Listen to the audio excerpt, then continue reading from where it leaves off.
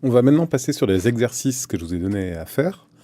Donc il y a 3 morceaux avec à chaque fois des voix à recaler, parce que globalement on l'utilise quand même très souvent sur de la voix.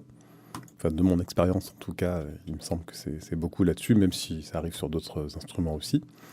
Donc là on a un morceau de rap avec une voix qui est calée, c'est marqué sur le fichier, et une qui n'est pas calée. En fait, le rappeur a fait un doublage de sa propre voix, mais parfois ça a marché et parfois non. Je vous fais écouter.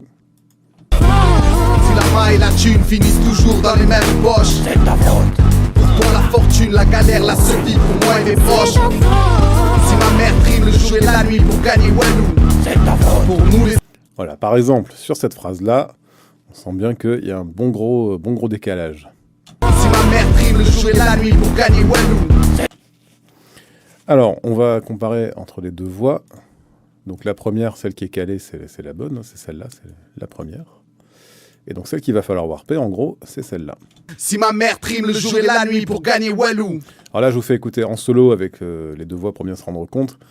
Mais après, pensez toujours à enlever le solo et à revenir avec l'instru ou avec les autres instruments autour. Parce que sinon, vous ne vous rendrez pas compte vraiment rythmiquement si c'est bien calé ou pas. Là, le morceau est à la grille, hein, il est à 120, voilà, bon, ça tombe bien dessus. Ceci dit, encore une fois, comme c'est de la voix, c'est bien pour avoir les repères visuels de la grille, mais vous n'allez pas forcément caler chaque syllabe pile sur une valeur de grille. Alors donc, je rappelle la manip. Là, c'est de la voix, donc on choisit monophonique. Ensuite, on va activer l'affichage du warp. Et voilà. Alors là, on va écouter ce qui se passe. Si ma mère trime le jour et la nuit pour gagner Walou. En gros, vers la fin, c'est bon. Au début aussi. Jusque-là, on va dire. Donc c'est toute cette zone-là qui est problématique. Donc on met un marqueur avant, un marqueur après. Et juste, faites attention, hein, évitez les pièges. C'est dans la partie inférieure, à chaque fois, de la forme d'onde qu'il faut cliquer. Si vous cliquez là, il ne se passe rien. Enfin, si, ça sélectionne. Mais voilà, c'est en dessous, c'est là qu'il va falloir cliquer.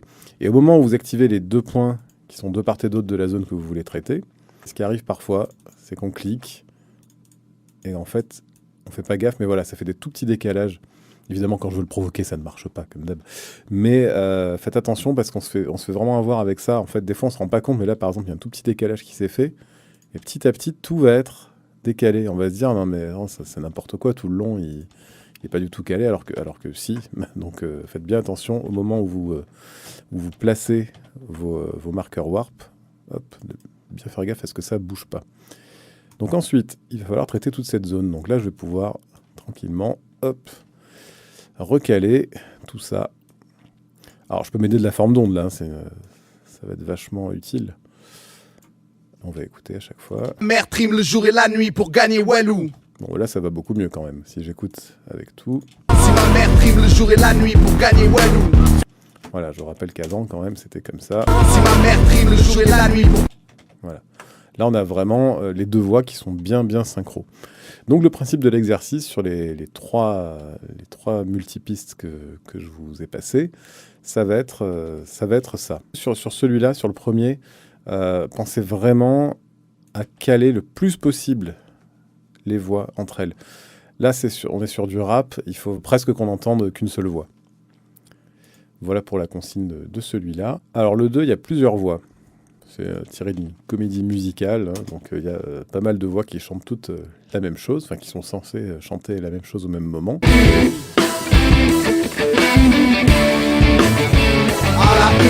La lune ce matin, pas de couleur, juste l'encre noire de la stupeur.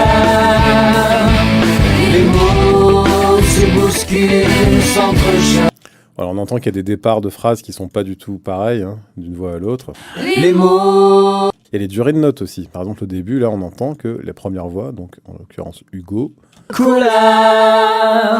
par rapport aux autres chanteuses, il va beaucoup plus loin, en fait. Il tient les notes. Donc parfois, ça pose des problèmes, notamment sur la fin. Paupières qui clignent, regard qui vacille. Là, on entend clairement la fin du mot qui est prolongé par ce chanteur, alors que les autres, pas du tout. Paupières qui clignent, regard qui vacille. Voilà, le début est pas bien calé non plus. Bon, en gros, il va falloir recaler un peu toutes les phrases. Petite technique, là, quand vous avez une phrase qui est vraiment trop longue, Là, le problème, c'est que si je warp, alors je vais le faire sur celle-là, si je warp de manière habituelle, on va dire, donc je vais mettre un marqueur ici, un marqueur là, parce que ça a l'air d'être bien calé à peu près avec le reste. Le problème, c'est que là, si je décale ça, il va m'étirer la fin du mot, et ça va être hyper crade, en fait. Cligne, regarde. Bon, voilà, sans commentaire. Donc, ce qu'on peut faire, dans ces cas-là, c'est découper. Voilà, au lieu de mettre un marqueur là, je découpe ici avec B. Je peux repasser en mode waveform pour le faire, mais ça marche aussi si je suis en mode warp.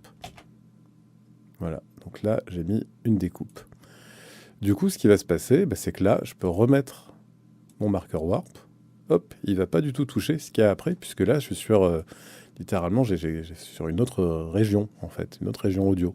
Je vais faire la même chose sur la première.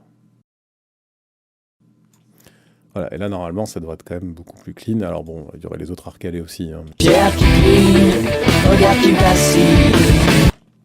Donc le principe, ça va être ça, voilà, de tout recaler. Et les fois où, comme ça, où il y a des trucs qui tiennent trop, pour éviter de décaler la suite, on découpe. Là, vous verrez, il y a toutes les voix à caler.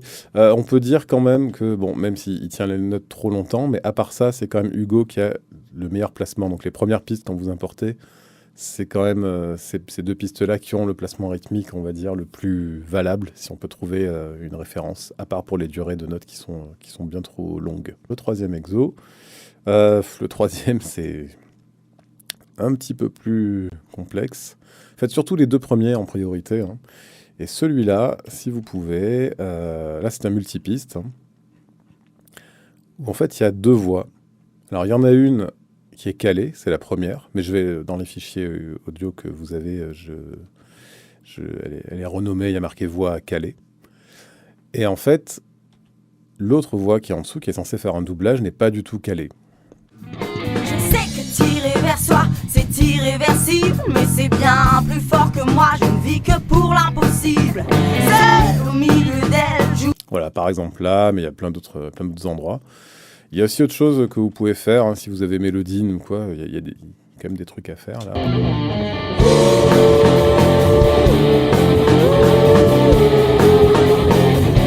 Bon, ça c'est en option, hein, si vous pouvez.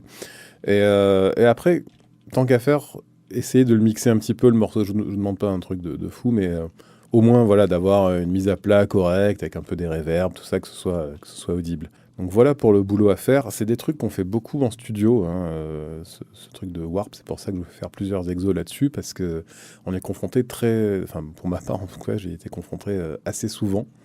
Donc c'est bien de maîtriser vachement cet outil, de savoir s'en servir assez vite.